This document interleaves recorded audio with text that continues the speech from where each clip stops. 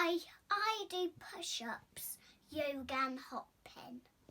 I like to go climbing and go skateboarding, but when I can't do that, I resentfully do pull-ups and push-ups and press-ups. By learning. What do you learn? Well, reading, writing and maths. I read lots of books for work when I'm preparing to do sessions, but when I'm at home I like to watch documentaries and read comics. People. By being nice to them and chatting to them. I try to stay in contact with people through WhatsApp and phone calls and Zoom.